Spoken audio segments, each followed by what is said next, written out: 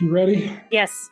Hello and welcome to Hello and welcome to Jazz Hands, a podcast of Hello and welcome to Onesies, a podcast of onesies and wonders and blunders. My name's Andrew. My name's Emily. And this season we are talking about Dracula. Nope, we're not. We're not talking about Dracula the series. It is over. Our 21 episode Odyssey is over, and now we are on to Chessgame, a 1983 British series that is technically a mini series, but if it had been the most popular show in the world, I bet they could have done another season. So it qualifies. I think they should remake it. It's fucking good so far. Did you try watching Slow Horses? I don't know what Slow Horses is. I know we talked about it last time, but I don't know what it is. I've been really busy this week. I've been so busy. Gary Oldman's British spy thing. Ooh. I know Gary Oldman's a bad guy, but I like Gary Oldman. He's one of my problematic faves. Farts a lot. Oh, gross. List all of your male faves who aren't problematic. Go. One. Do I have one? Lee Pace? Matt Berry's not. No, Matt Berry. Yeah. Problematic. Well, see, there you go. See, that's why you always just keep Josh Hart. I don't know. Pocket. I don't know. His character on House of Fools was a little bit problematic. He had a fondness for a certain type of lady that was a little problematic. The character. We'll be talking about that at some point in this episode too, because British ladies were very horny in 1983. Fuck yeah. Fuck yeah. Were they, or is it just Terence Stamp? They're just like, what's up, Terence Stamp? I don't know. He was sexy as hell, though. Okay. So, Chessgame starts Terence Stamp, other people who are in it. Robin Sachs. We've been Robin Sachs. We've been talking about in pre-show. Then there is Michael Culver, who's sort of important. I'm looking through the names. I've got their character names written down. That'll be fine. Yeah. And then Carmen de Dusotoy. Yeah, I should have done a Google on how to pronounce her name. Satoy. I don't know. She's in it too. She's important. Okay. Yes, she is important. We open at a lake where they are extending a highway or something, and there are some politicians talking on camera. When they get called over to the lake, so they weren't at the lake to start, but they walk over to the lake, which they are draining so they can do the construction. None of this is important.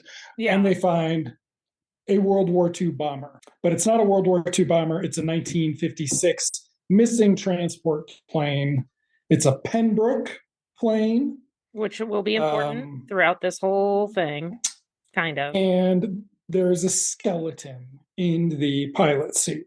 Yes. So, yes, there is. We then cut to Terence Stamp watching it on his TV with his tea, but then he goes back over to his other program, which is a fake gangster movie. That's exactly what I have written in my notes. Fake gangster movie. Oh, we didn't do our three things. I don't know that I have three things. I want to talk about Penelope Wilton. I want to talk about a little bit of Crumpet. And then, I mean, that's pretty much all I have. Obviously you do. Okay, so I will talk about... Oh, yes. How about the Israelis have been filming the whole episode? The whispering, and there's a little bit of Crumpet. I don't know, naughty Sherry. Okay, or workplace, appropriate for the workplace. So we should also note this is part one of the episode. It did not tell us it was part one, but we are going to get an end of part one. So this is going to be interesting to see if they keep this up through the whole series into breaking it into three different parts. But we then cut to, so we're at Terence Stamp's nice little farmhouse where he's watching a faint gangster movie about Ma Kelly and Lefty. He gets a call from work and he's like, oh, are you watching the gangster movie too? And then he gets put out when his boss doesn't want to talk about the gangster movie.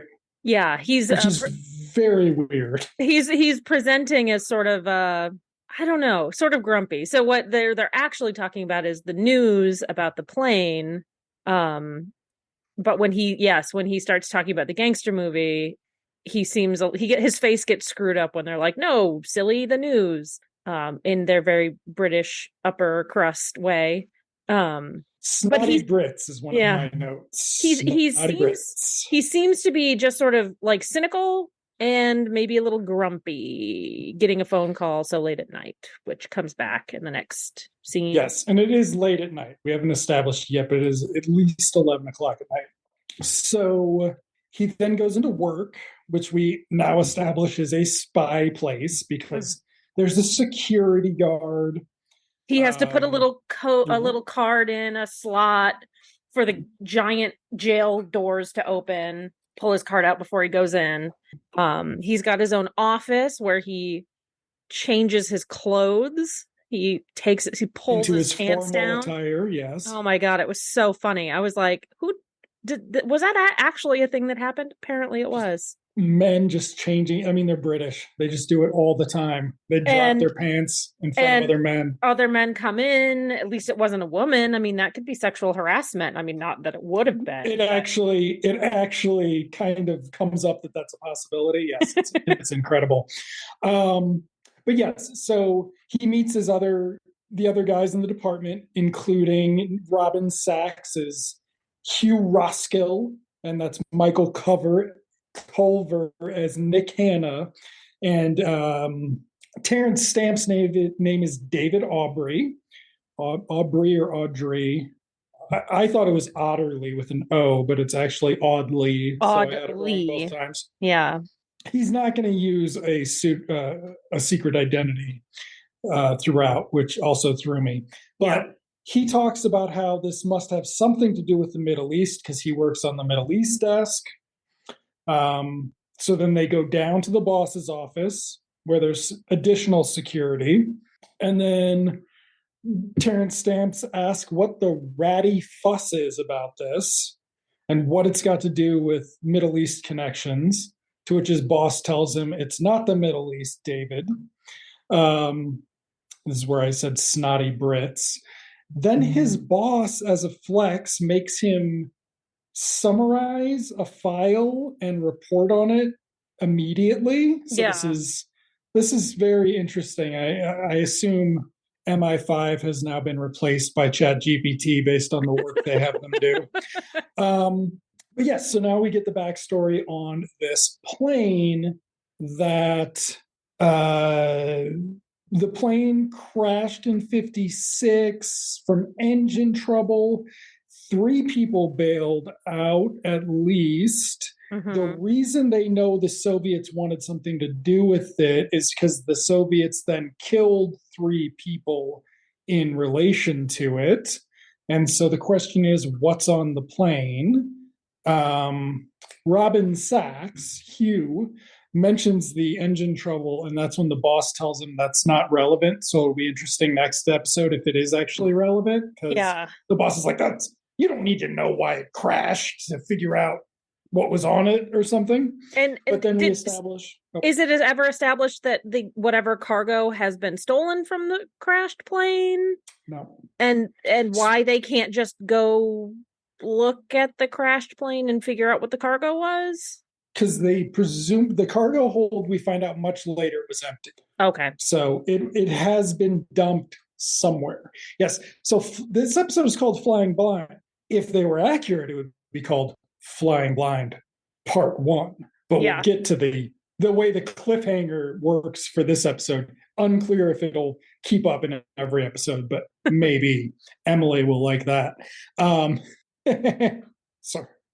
I mean, based on what women in 1983 liked anyway. So the boss is like, okay, David, you're going to actually be a field agent on this because we've decided your intel on the Middle East just sounds like you're parroting the Israelis. Yeah. So you're too predictable and you need to earn your keep. And so then he and Robin Sachs go stake out the funeral of the pilot where we meet a bunch of characters. We meet a bunch of characters. We just meet the former wife of the pilot, her daughter, who is also the daughter of the pilot, her new husband, who they've been married, who married the wife 20 years ago, at least. So the plane crashed in 56. Which was 27 years ago, is in what they 83. Yeah. So he married her pretty soon. He consoled a grieving widow. Yeah. And then there are 3 boys from that second marriage that we never really meet. They're just kind of in the background. So the wife, I listened to her voice. I was like, oh my God, that's Penelope Wilton. I love her. And I was like, there's no way she's that old. I looked on IMDb. She's not credited. Like, there's nobody credited on this episode. But I paused it at the credits at the end, and it's this woman named Tessa Worsley, who apparently is known for this voice. And I was like, it sounds exactly like Penelope Wilton. Exactly. And she even kind of looks like her, but it wasn't. Did you add her to IMDb? I did not add her to IMDb. She's on the IMDb, man. Is she? She is. The very last person. Spoiler alert, TV credits are terrible on IMDb. I have Oscar Keatak. I'm on the specific episode. I am too. She's at the very bottom of the list. I've got Oscar Keatak at the bottom of the list. Oh, all cast and crew. I'm sorry. I didn't look at the all cast. I'm dumb. Hi, I'm dumb.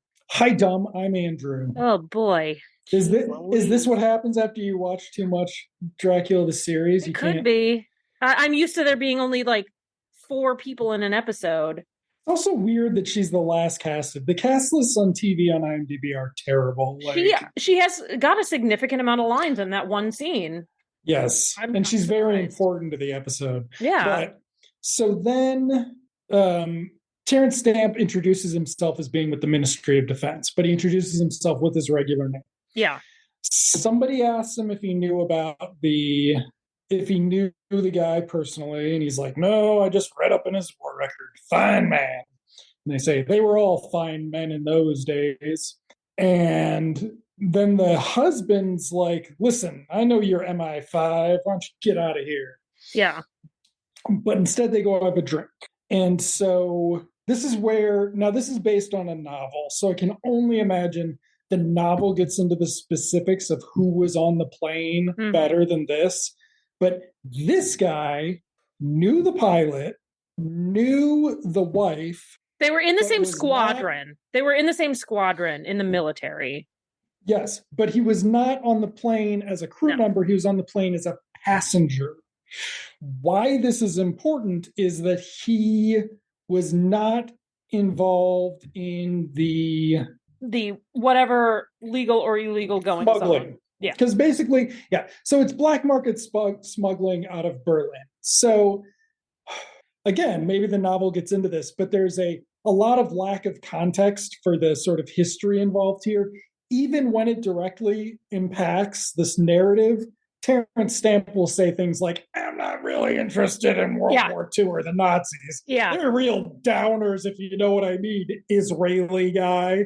I love the Middle East. Yeah. Shit, dude. Yeah. Wow, that's a flex. And he's like, I'm British. It's fine.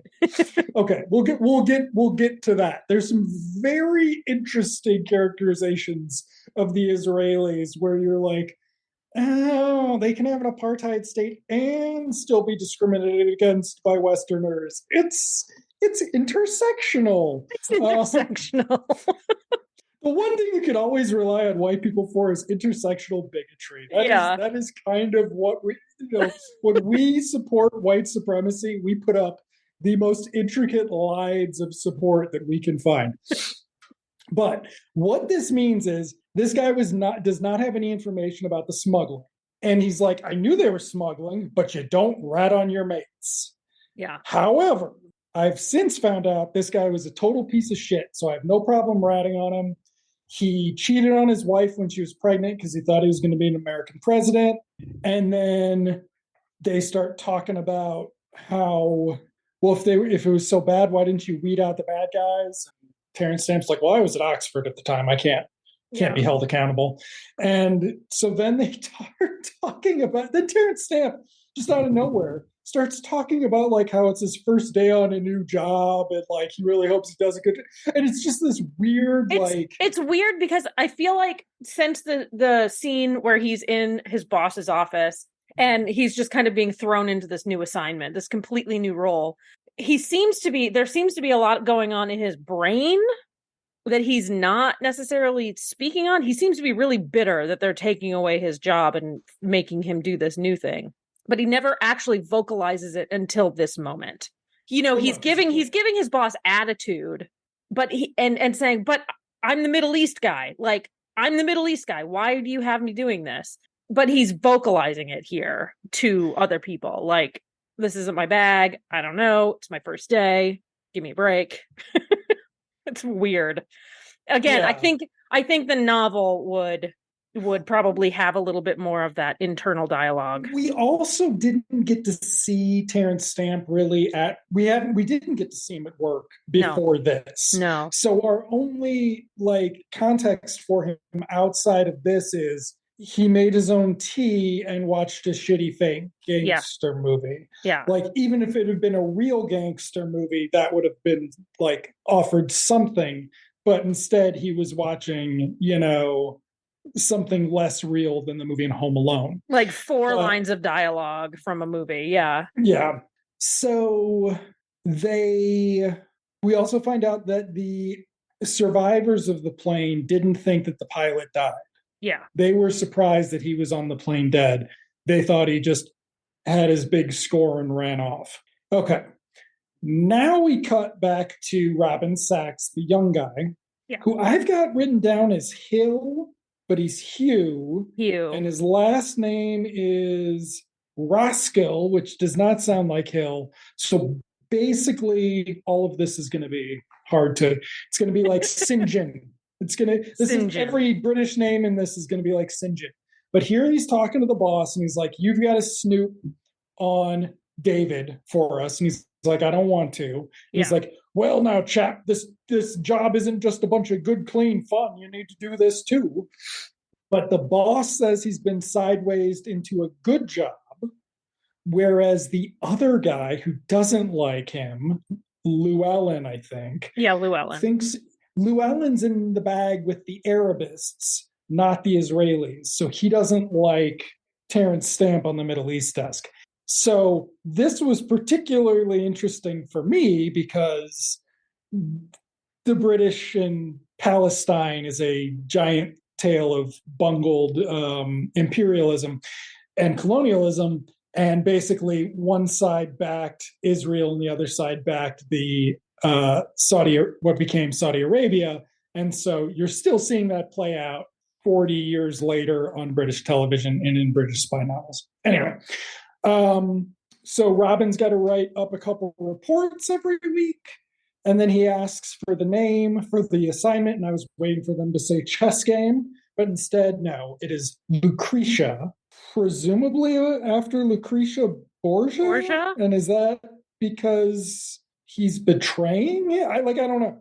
I don't know. They share a look about it. They're at their public school. There was they learned about the story of Lucretia, so they both get it. This is the classiest, like in terms of classismisty British show I've watched in a while. Like I sort of forgot how classist they are. Because the reason Terence Stamp can tell the husband that he doesn't like his new job is because that's he's a working class guy. Who the fuck's he gonna tell that Terence Stamp's unhappy at MI5? That guy can't talk to shit. Okay. So then David checks in with Hugh and they talk about, and now we get a slight recap of the scene with the husband, but with a little bit more information. Mm-hmm. This is where we find out that they never saw anything in the cargo hold. And then there was where does he describe? Because maybe they are together. I don't know. But basically, I think I skipped over it, but the husband describes somebody he saw. to Terence Stamp, or somebody described somebody saw it to Terence Stamp. Oh And it's yeah. like a description like, yeah, he had brown hair and a Yeah. mustache. So And Terence so Stamp's like, I know who that is. yeah, and it's his rival, Ivan Igor Palin. yes, thank you. And His niece was the he governor of Alaska. he describes this is in the recap. These guys are hanging Was out. it? These Okay. Hungarians are, or these guys claiming to be Hungarian are hanging out trying to get information. But then But they were really Russian. he introduced them to Hungarian freedom fighters who have no patience for Russians and discovered that this was all a ploy. So at this point, we're kind of suspecting that there are Russians after him, right? That are going to be involved in this. Because it's the Cold War. Yay! It's the Cold War. It's the very end of the Cold War. This is, yeah. But yeah, but they describe this guy, and it's like he's a white guy with brown hair and a mustache. And Terence like Stamp's just like, oh, he's very determined. yes, with a very determined look on his face. And Terence Stamp's like, I know exactly who that is. Mm-hmm. It's his nemesis, Igor Palin, who looks like he does not look like a spy. He looks very much like a middle-aged bureaucrat, and nothing like that. He does not look very determined either. Well, so maybe he's describing him from 27 years ago. Maybe 27 years ago he looked more like a spy. But yes, so we cut to this guy's office, presumably in Moscow, where he sees something about the plane. And he's like, "Welcome back, Mr. Steelforth." Yeah. End of part 1. Yeah. Now, this was Granada, right? Did they have actual commercials? Is this a commercial break? Yeah. I think so. So, yeah, that is the big difference is Granada was ITV, I think. Mm-hmm. And so they had commercials, whereas BBC did not. Also, big Granada of the time was the Sherlock Holmes adaptation. Okay. So, part 2, starting at David's farmhouse.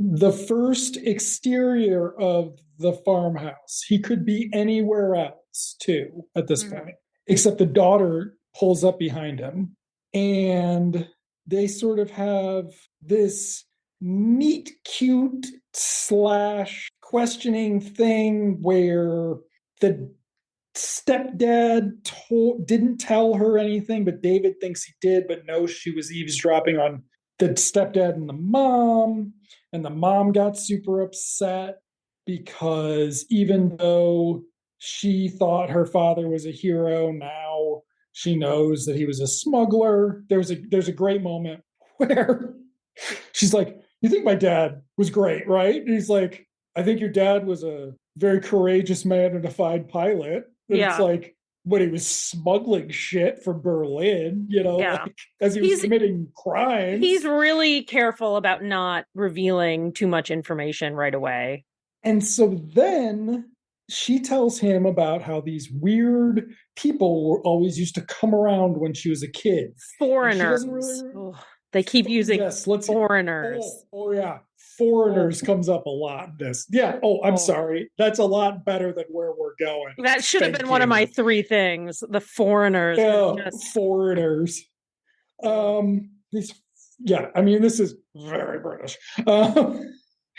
All of these people voted for Brexit. Every single person alive in this episode, all of them, the actors included. Terence Stamp was like, Brexit, Brexit, Brexit, let's do it. I'll guest star on John Cleese's show about how I'm being canceled. Okay. So then we get this. I just Googled it.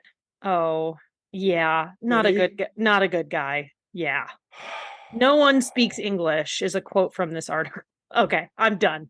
I can't believe I just put that on. I'm such a fool. Okay, I'm sorry. I just derailed it. Well, maybe you won't want to go into the priest hole with him every episode now. Anyway, moving on. Jesus Christ, Terence Stamp.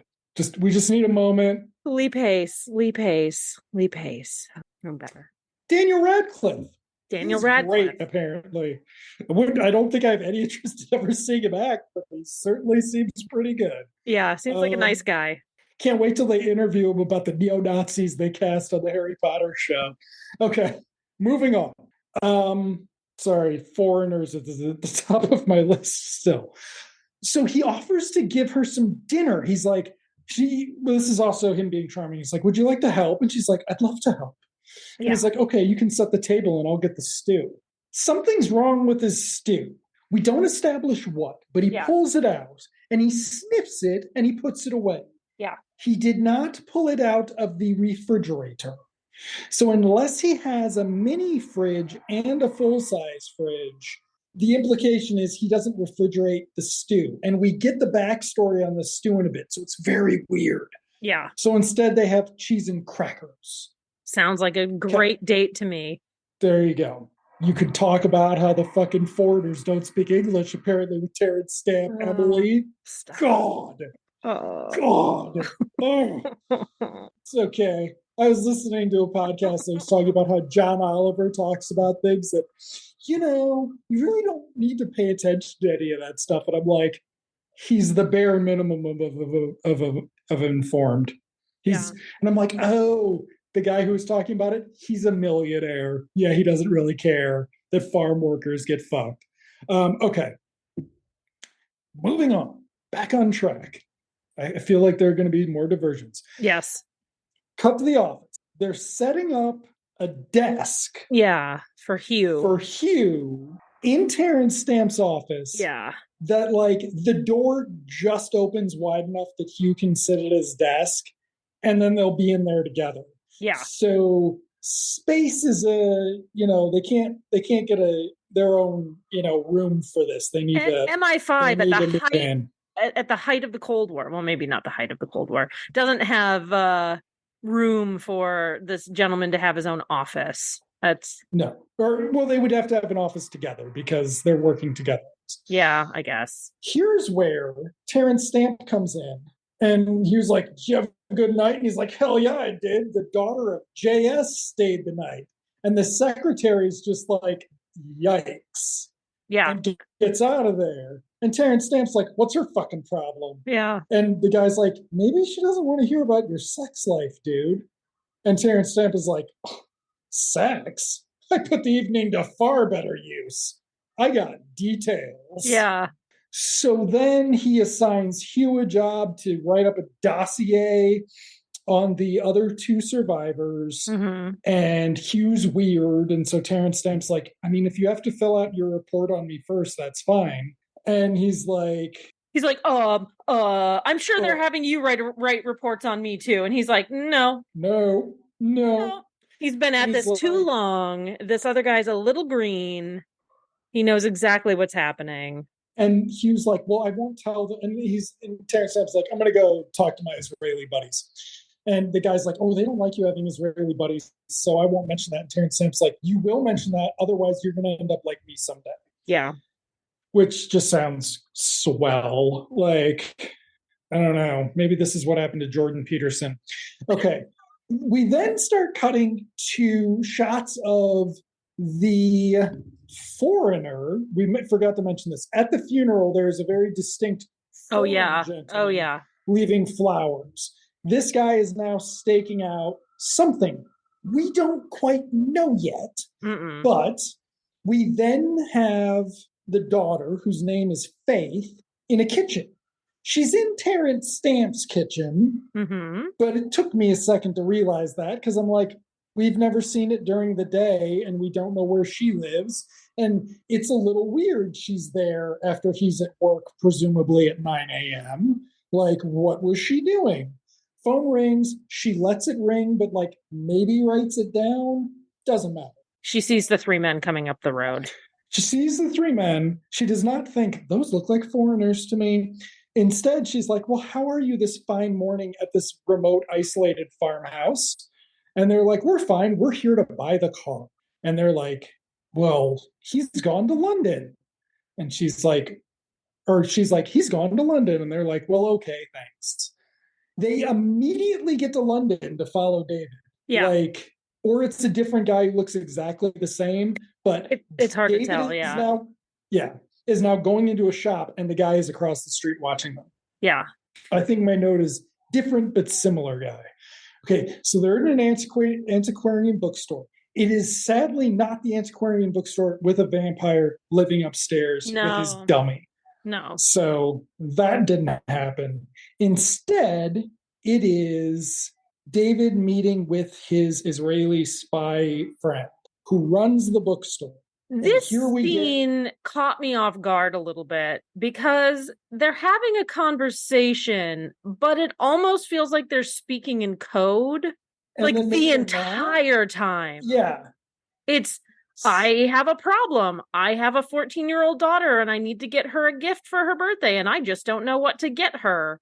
And it's like, and he's like, I don't have any children. I don't know what to get your daughter. It's weird. It was a weird. It's weird scene. And I think this is one of the second or third scene where Terence Stamp does the whispering thing, but he does it again later. And I don't think they really seem to know what they're doing about it, because at some point he's just like, I don't know, man, why don't you get her a bracelet? And it's like the other guy gives no indication that he's heard him say that. Yeah. Terence Stamp does not repeat it to him. And he does this a couple other times in the episode where he just has an aside to himself. He's just kind of being snarky, and it's weird. Yeah, it comes off weird as being snarky. Yeah. But then they talk about how somebody stole something about Israel. Somebody got into their apartment and stole some documents and whatever. And so basically Terence Stamp's saying, no, we didn't do that, even if we have the documents or something. Yeah. And then they start talking about, oh no, this is when the guy's like, I don't know anything about your 1956 shit. Suez and the Cold War are not my field. You need to ask Theo, the great Nazi hunter. Yeah. Okay. We then cut immediately to him going to see Theo, the great Nazi hunter. Apparently the pilot was smuggling jewels out of Berlin. Don't know. I mean, 56, who knows what they were. Like, somebody stole them from somebody and they were smuggling them out on the black market. This is also where they have the excellent sherry and Terence Stamp sipping it and goes, very naughty. And I'm just kind of like, did he say naughty or did he say nutty? As if, did he say nutty or naughty? I thought he said naughty. I thought he said naughty at first, and then the second time I thought he said nutty, as if like it has, I don't know. Nut sense. I thought it had not sense. I don't know. We don't drink enough sherry. I don't drink any sherry. We need to drink sherry with this show. This is when he tells the great Nazi hunter, who appears to be of a good age to have survived World War II. Yeah. World War II and the Nazis, they're not really in my interest. Yeah, not my bag. Not my bag. The guy, I can't believe the actor must have made this choice, because given the episode, I can't believe that it was in, like, the director was thinking about it. But the guy just kind of looks at him like, man, fuck you. Yeah, like, really, dude? Really? Okay. All right. And that guy, cute little old man, won't go into his politics, but he was on a bunch of stuff. I looked him up the other day. Where did he go? Theo, Oscar Keatak. He was on, he was in Brazil. I mean, if you like that sort of thing. And French and Saunders, Howard's Way TV series. He was in a bunch of stuff. I love British television because everybody works with everybody. Like, yeah. Anyway. But yes, so then he tells him, oh, well, do you know about blah, blah, blah in German or something? And Terence Stamp's like, no, I told you, I don't care about that shit. And he's like, well, you're in physical danger. Your personal safety is in danger. Are you sure you weren't followed here, dude? Yeah. Like, I feel like I'm not safe now because you're here talking to me. Because you came in here. Yeah. Fucking jackass Brit. Okay. So then we cut to the bosses talking. Mm-hmm. And here it is. So now we're getting back into what he's reporting on. So this is the boss who thinks David's going to do good as a field agent, and the other guy who wanted him off the Middle East desk for parroting reports from the I'm sorry, what do they call the Israelis? The Red Sea pedestrians. Yeah. I'm just kind of like, I mean, it could you be guys, worse. it could be worse, It's but still it's not like, great. as a euphemism, it's very like, it's like somebody sat around and thought that up. Like, Yeah. how do we say this just to say it's Or it was really. in common use and they just took it. Okay. But then we establish that the other guy says there's not, he doesn't have any personal problems with David. The boss doesn't seem sure of that, but end part two, Yeah. start of part three. Now, I think part three is much longer than the other parts because now Miss Faith calls the office Mm-hmm. to tell them to leave a message about the three foreigners at his farmhouse, and then and selling his car, and everybody's like, they're not selling that piece of shit car. Nobody wants his car. I want his car. I like that car. That was It cute. was a cute little car. So then we cut to Hugh interviewing one of the other survivors, but this guy he owns a model shop because the weird thing about British men and their clubs and their sherry and their casual racism is they're still 7 or 8 year old boys. So Yeah. there you go. And that seems to sum up their politics as well. That explains everything. um, okay. But we have some weird banter about buying a Pembroke plane. Yeah. Like Hugh's like, I want one in life size. And the guy's like, the hell are you talking about? This is a model shop. He's And he's being like, really he's didn't doing you see? he's doing a really bad job at like being sort of a snarky bad guy. Like, like I'm trying to get information from this guy, so I'm gonna just throw in weird random things and have this guy go, "What the fuck are you talking about?" This is a Yeah. model shop, dude. And then he's like, "Oh, but I know that you were in this plane with this guy at this time. But what were you doing?" And it's like, that was a long time ago. I wasn't expecting this. Like, it was very And weird. so we established that the model shop guy was just the lookout. He didn't know what was in the boxes. Yes. Okay. Uh, I don't know what the transition is here before the car wash scene, which Yes, is that's very right. weird.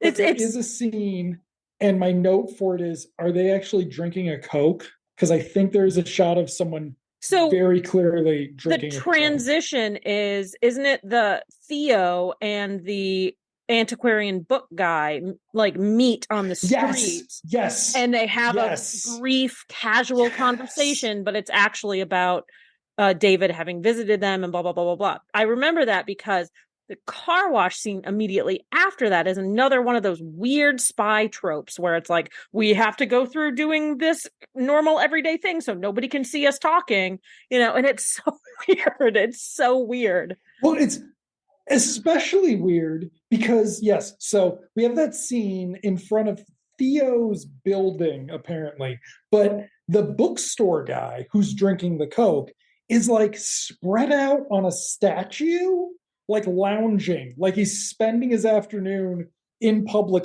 It'd be like if you were at the New York Public Library and you set up like a parasol on their steps and we're just like talking to people as they, Just well, lounging on the lions, right? Just lounging on the lions. Yeah, like riding a lion while yeah. drinking your Coca-Cola. Okay. 1983 could have been a Coke too. Okay, but yes. So then we get the car wash scene, which is Hugh and David exposition dumping to each other Mm-hmm. and making their plans for what they're going to do next.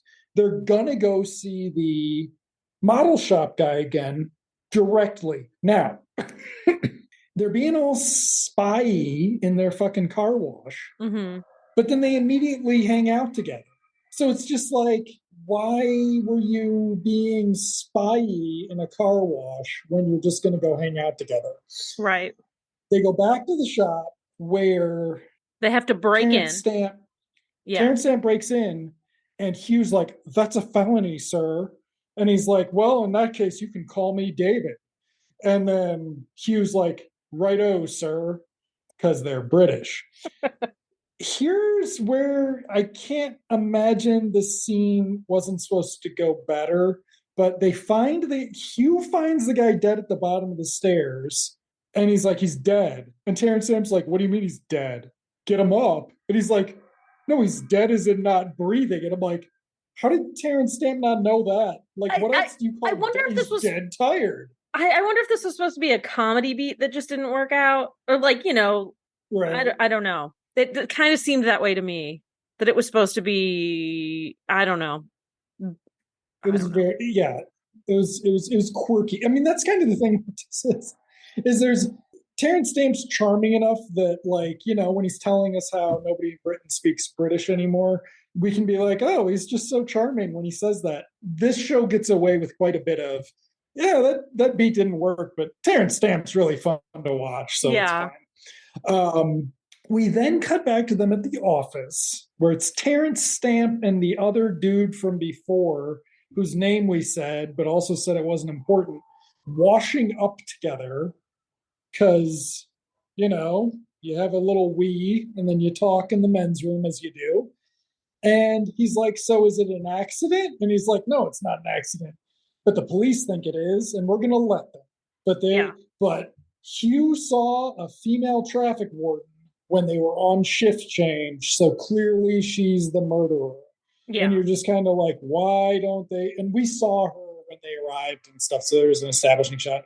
But it's kind of like, shouldn't the police be able to figure that shit out too? Like, this isn't, this again, this is Chat GPT level shit. This Yeah. is Chat GPT checking a witness list versus a like I've seen timetable. I've seen enough true crime to know that, the local authorities are going to take the lead until they realize it's out of, it's something bigger and they need to report it up, or they need help with something, right?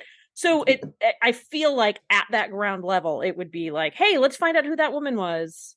Hey, why don't we do that? But no, it Or just goes Hugh away. didn't tell them, or Yeah. Hugh did not give an accurate report to the local constabulary. And I don't read generally I don't think I've ever read a spy novel. Maybe like The Man Who Was Thursday or whatever. But I I don't know if if the novel would be fleshing this out and explaining away some of these inconsistencies, or It's gonna if the depend. type of person who reads spy novels just doesn't care. As I recall, spy novels are incredibly verbose. So I Okay. bet you would get a full breakdown on it, though maybe not. I mean, but they're very verbose as far as explaining their supporting cast and things like that. Okay, now we cut to dinner for David and Faith at a nice restaurant. Oh, yes. Beautiful restaurant. And it's a French place. And they're talking about how she never knew her dad. And it's weird. And Terrence Stamp's like, it's kind of weird. She married the other pilot. Yeah. And the daughter's like, well, the squadron was mom's way of family because that's who she lived by. So it was her social circle. And then they start talking about the chaps in the car. What kind of chaps were they? Well, they were foreign chaps. And then he's like, well, what sort of ages? And she's just like, I don't know, three blokes, middling. Let's talk about your evocative kitchen. And he's like, what were their heights, Faith? And he's like getting really confrontational. Yeah. And then she's like, is this business or pleasure tonight, David? And he's like, well, I mean, it's business, obviously. Yeah. That's why I keep asking you these questions, ding dong. And then she's like, stuff it, David. If you want to know this stuff, get a warrant. Yeah. And he had told her before that, it's great that it's business because we get to write it off. Yeah. And her zinger as she leaves is, eat up, it's on expenses. So this is pretty cool. It was pretty fun. It was pretty fun little scene between the two of them. I was a little bit annoyed about how she was portrayed. Like she couldn't just like suck it up and enjoy the meal and the time with When this person that she presumably has some romantic interest in. What year would you say women started being well portrayed on British television? I don't know. Do you think it was in the 90s? Or do you think they had to wait till the 2000s? Probably the 2000s. Yeah. I don't. Yeah. Yeah. Yeah. It's not a great characterization. It's we'll get into a bit of it in a bit. But I have a theory that I might not talk about on the podcast, but we can talk about after. Okay. But here we cut to the Israeli Secret Service where the antiquarian bookshop owner wants to be let in. And somebody's like, dude, you can't come here because I think it's the embassy. And he's like, oh, whatever. Everybody in London knows I'm a spy. Cut the crap. What's up? And he busts out, the guy there busts out the report. The bookshop is bugged. They know all of the contents of the conversation that he had, and including about the bracelet. But then they show him the photos of all the people who've been watching David. These are stills from the episode. So they are the shots of the actor. How did I miss this scene? I do not remember this scene. And this is where my note is the Israelis have been filming the whole episode because they are, they're not spy photos. It's a close up of the guy leading on the car. And you're just like, that's the shot from the episode. Yeah. I'm impressed that you printed that, but they didn't take B-roll of like him walking into the antiquarian bookstore or they didn't take any B-roll. Too much trouble. But then whatever happened to the cargo, who knows? Yeah. We then cut back to David's farmhouse where again Faith has arrived. And so they have a little bit more cute banter where he's like, aren't you a little hungry? And she's like, I am a little hungry. And he's like, are you here for business or a social call? And she's like, well, I'm here to apologize, which I suppose is social. Yeah.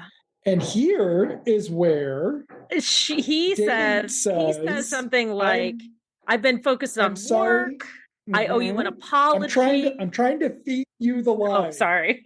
Wait for it. He says, I'm sorry I was so wrapped up in work, ... I didn't he said, I didn't see you as, and then she finishes his sentence with a bit of crumpet. And he's sort of like taken aback because this is not how a lady acts. No. And make some comment that I didn't catch, and then they kind of giggle and go inside. And here's where we get the explanation of the stew, which I wish I'd written down the whole thing because it's fucking weird. This guy has the squirts every week of his life. Okay, like this is not how you, especially if you don't refrigerate it. He makes a stew on Sunday. By Wednesday, if you add tomato sauce, I'm doing this from memory, I didn't write it down. He makes it into a risotto. He does something else to it the next day, but then by Saturday, he has the leftovers for a curry. And I'm just kind of like, that's probably not good for your intestinal situation, my dude. Like, I recall he turns it into a bolognese, turns it into the bolognese comes after the risotto. And then he turns it into what's the Hungarian dish? Goulash. No, he makes goulash. Yes, you're right. Goulash. Yeah. And then somehow he makes curry from the leftover goulash. Yeah, doesn't sound great. No. And here we get a little backstory on him. He explains he was married for 8 years. This is actually like a well-acted scene, so it's like this is a moment of good television. But yeah, so she thought she hated his job, but it turned out she just hated him.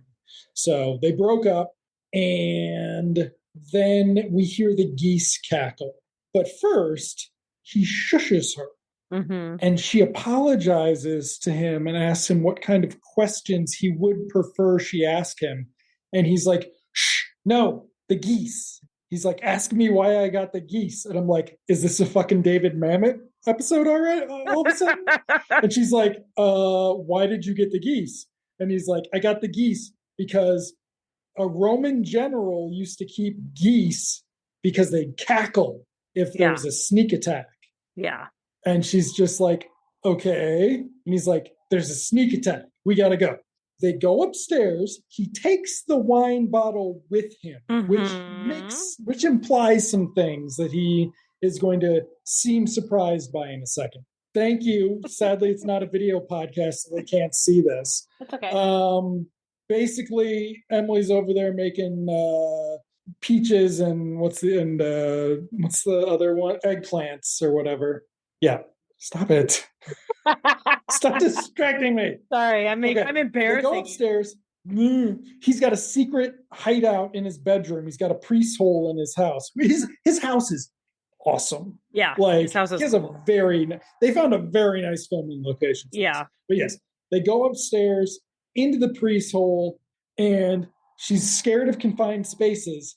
But the Russians, who know they're in there, throw a rock through the second story window, which scares her enough to go into the priest hole. They go in behind this flimsy door in what looks like a closet. And he's like, don't worry, they'll never find us in here. He's got the wine. He lights a lamp.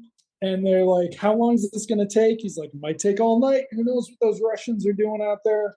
And she's like, Russians? What's this about? And he's like, oh, I've got plenty of time to just explain that in the morning. And then she says, was this all an elaborate plan to get me into bed? And he says, no, but that's quite all right by me. No, and then she's like, no. He says, no. And she goes, well, that would be all right with me. She says it. Oh, she says it. See, I don't she know this stuff down to pound, baby. Down to pound. Well, let's not forget, she's got to work in a little bit of, they both got to be a little problematic here. She's like, yeah, that's right. That's good. I was worried you were one of those queer intelligence men I've been reading about. And he responds, no, that's the other crowd. Wink. And I'm like, what other crowd? What's the joke there? I don't know. I don't know what they're referring to. I don't have that deep of a knowledge of 1983 British middle class passive bigotry. You're not sure. Well, or of military intelligence or any kind of intelligence agencies in the UK. Or politics. I know nothing. You also have to remember that they decriminalized homosexuality in the 60s, so they don't have the same. Some of their bigotry has been imported. They actually stopped with their own shit and waited a few decades to import it from the US. But yes, so then the episode ends, presumably with them getting their banging on. They're going to be banging while the Russians are searching the house. I thought the same thing. It's like, you have to be so he's like, you have to be so you're quiet. Gonna be so disappointed in this. I know you're like, oh, that's Terence Stamp. He's General Zod. I'm ready to bow before Zod. And he's like, you got to be so fucking quiet or they will kill us. But yes, so they're going to have some very quiet sex. And then the end. After 7 minutes, they'll have the wine and wait out the night. And I was like, I can't believe that this is the end of the first episode. I know. I was excited though. I was like, this is a very weird place to end the episode, but also that's cool. I'm down. They're nice together. I mean, there are some problems. They're charming. They're both attractive. They're charming. They've got a cute chemistry. Yeah. Yeah. So yeah, no, I mean, it's a real show. It's very different from what we're used to. She's significantly younger than him, but that's... Well, I mean... Yeah. You were DTF until you read about his politics, and he's 82 now or whatever, right? Yeah, he's 84 or something. Yeah. There you go. Oh. Almost like everybody should just die. Hey, Terrence, I speak English. That's my pickup line. What a fucking... Is there a single one of those people who isn't a piece of shit? I don't know. Doesn't there have to be one? Doesn't there have to be? I don't know. I don't know. Probably not. There you go, listeners. find us a British actor who worked in the 80s who isn't a piece of shit today. Because Rowan Atkinson's a piece of shit too, everybody. Don't Oh, is forget. he? Oh Oh, God, he made a like 32-part original series for Netflix about him attacking a bug. And everybody's like, why the fuck is this a series of 10-minute episodes? This is weird. What is this? And he's like, this is about being canceled. And everybody's like, it's about him trying to kill a bug. Like, it's not about him being, yeah. Rowan Atkinson, wow. John Cleese. Yeah, Yeah, he's bad. none of He's a them. bad guy. The Beatles are both like, icky foreign people. Only George Harrison Well, lived. the woman, Carmen de Satoy, she doesn't seem to Mhm. had any have any opinions on Brexit that she Is she a British subject? I think so. Okay. Yeah. Yeah. Born in London. Okay. Anyway. Yeah, but that's just because she's a woman over the age of 35, so nobody cares what she says anymore. Yeah, that's So true. there you go. Was she talking about Meghan Markle? There, do that. Oh. There's yeah. Oh, yeah. Oh yeah. Yeah, There's your that'll be next bad. Google. Okay, so that's That's Emily's I assignment. like that's the litmus test. We've got what were their opinions on Meghan Markle? What are their opinions on Brexit? I don't see anything. Quote, I don't see does Meghan anything. Markle even speak English? Oh God. Poor Meghan Markle. Okay. Well, that was a delightful episode of television. It was a delightful episode, folks. When you watch it, you don't think about how they're all a bunch of racists Yes. today. Yes. You're just like, everybody was racist in 1983. Let's just the way take it for red. It's the Cold War, so there's going to be bad stuff happening with Russians as well. It's, there's a lot of still in the 80s, a lot of Middle East stuff happening. So there's going to be racism around that. So we just have to just accept that it is part of the culture, the world that this was made in, and it's wrong, but we're watching it. So maybe next time we won't have to talk about it. I'm going to go cry now. Maybe, or next time. We'll just write down our list of their euphemisms for foreign people. It's 1983. She could break up with him for having a Jewish friend. It's 1983. We could see that. Yes. So yeah, and yes, as a fan of British television, it's very well.